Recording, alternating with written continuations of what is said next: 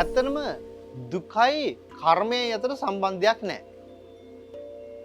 කර්මය කියලා කියන්නේ අපේ සිතුවිලි වලට එහෙම නැත්නම් අපේ විඥාන වලට අපේ අරමුණු වලට බලය ශක්තිය දෙන එනර්ජි එකක්.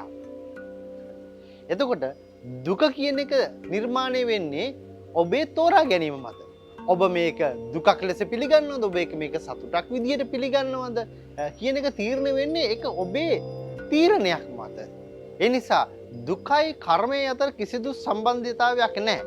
නමුත් මිනිස්සු දුක හඳුනා ගන්නට නොහැකිකමත් කර්මය හඳුනා ගන්නට නොහැකිකම නිසා මේ දෙක එකට බැඳිලා තියෙනවා කියලා හිතනවා. හැබැයි නමුත් මේ දෙකේ කිසිම එකට සම්බන්ධයක් නැහැ.